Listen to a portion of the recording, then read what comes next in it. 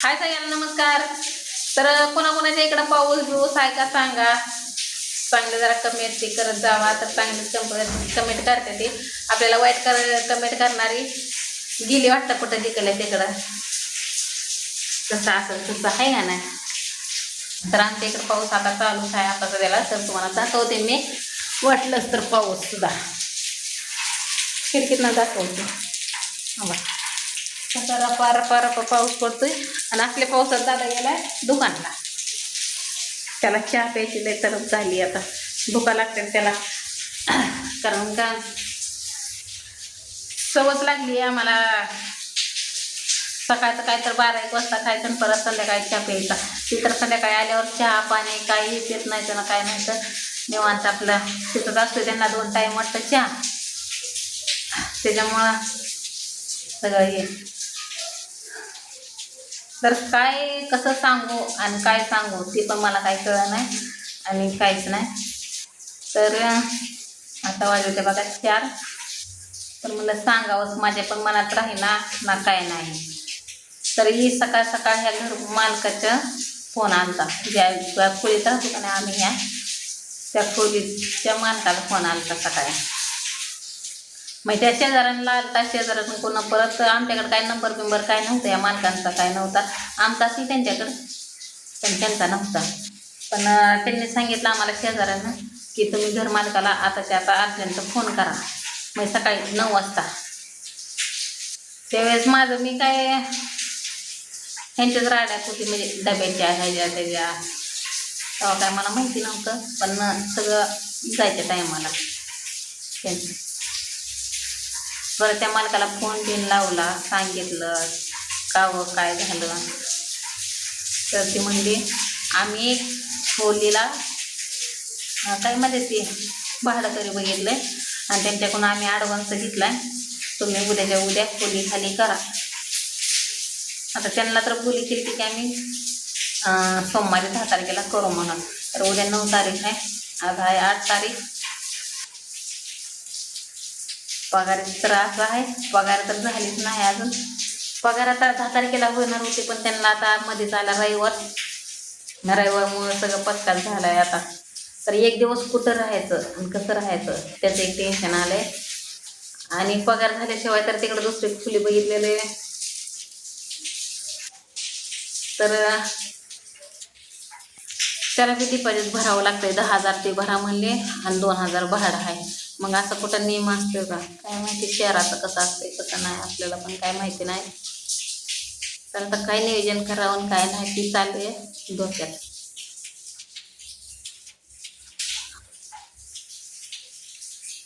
दादा म्हणसाल गावाकडे जायचे होते चालली होती काय झालं काय नाही. की मला म्हणलं होतं 1 महिनाभर आपण अजून करू आणि मग परत जाऊ. आपलं मोबाईलचा हप्ता जातील. तुला कुठंतरी काम लागल चांगलं. ते काम म्हणजे संध्याकाळचं होतं. तसे बी काल लय जणांचे कमेंट आलेले मला तसंच की नावं ठेवू नको बारामतीला अजितदादाचं गाव आहे असं तसं. तर मी त्याच्यावर बी सकाळी बोललेली आहे. त्याच्यामुळं काय आता त्याच्यावर मी काही विषयावर बोलत नाही. इथं करणाऱ्याला लई काम आहे ते मला पण माहिती आहे. ते परवडते ते एवढंच की घोडं पेंड कुठं खातंय की महिन्यावर पगार आहे त्या.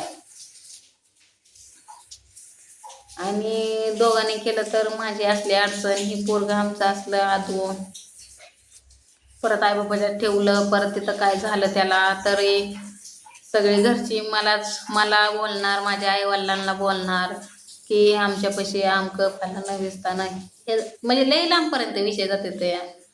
मग त्यापेक्षा कामाला बी तशा अडचणी आहेत त्या. नवऱ्याला बी काम सोडू वाटेना. तर मला तर म्हणलं ते तू बिनधास्त जाऊन राहा गावाकडं माझे मी काम करतो एकटं. पण आता मला एकटीला कसं गावाकडं ठेवणार ती एक विचार. ती एक आहे की लय मोठा प्रॉब्लेम. आणि मला तर गॅरंटी आहे मला नवरा 5 मिनटं सोडत नाही आणि मला महिनाभर कधी सोडणार. त्याच्यामुळं नवरा माझ्या मागच येणार आहे आणि मी पण नवऱ्याला कधीच बोललं नाही. त्यामुळे मला पण काय करमत नाही. पण मी पण तुम्हाला सांगते सगळं असं ना आपलं. तर काही पावसात भिजून आले. काय रे तोंडात खिळा कसं घालते का खिळा ते तोंडात हा. मग तर खायच्यासाठी कशासाठी घेतलं ही बिस्किट पुडा आणायसाठी गेलं. त्याला जाऊन म्हणलं तर एक कुरकुऱ्याचा पुडा घेऊन आलाय, एक बिस्किटचा पुडा घेऊन आलाय. काल त्यांना मी दिलं 20 रुपये. जसं जसं जावं म्हणलं त्यांना घेऊन म्हणजे गबस आहे शांत बस. मी काय करते तर त्याला लावलं बाहेर.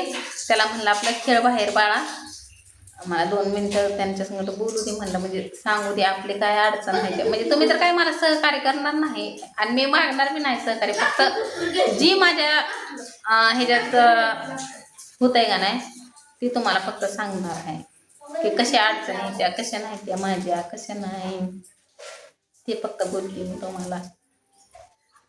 आता ज्याला माझी परिस्थिती माहिती आहे. परत तुम्ही म्हणणार की कसं काय अचानकच असं तसं. तरी मोठी माणसं सुद्धा बघा नडवून आणायचं म्हणल्यावर असे आणत असते ते. आणि मग आता त्यांची पगार आता मला बी मान्य आहे की त्यांची गेला आता 10-12 हजार पगार. 10-12 हजार पगार आले तर तिथं खोली बघितलं तिथं 10,000 डिपॉझिट देऊन परत काय खायचं महिनाभर.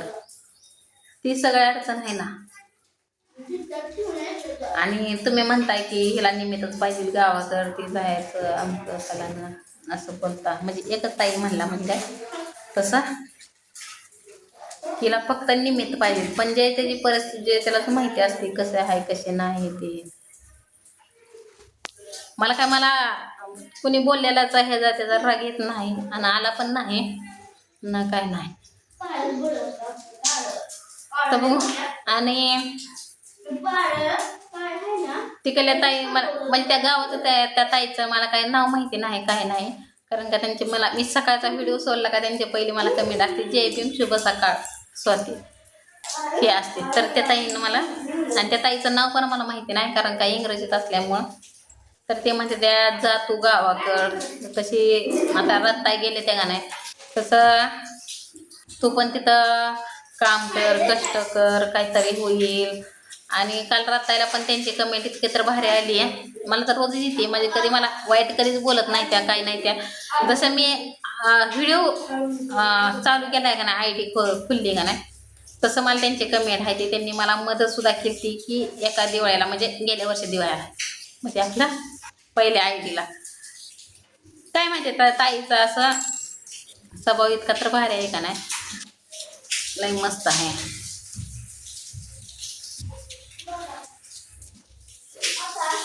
तर मी त्यांची मदत पण घेत नव्हती पण लई जणांचं मला असं कमेंट आली त्या घी स्वती. मग त्यांनी मला 1,500 रुपये मदत पण केलेली गेले त्या दिवाळीला. आता म्हणजे 7-8 महिने झालं म्हणजे अजून पुढं 3 महिन्या हे आहे 7 महिने झालं.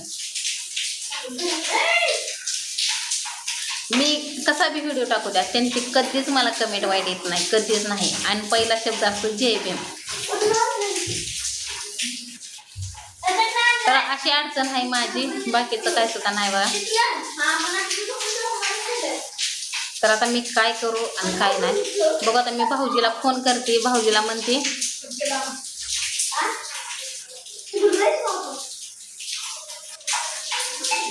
की तुमची चावी असली तर रात्रीच्या घरात 1 दिवस राहीन यांची पगार होत तर.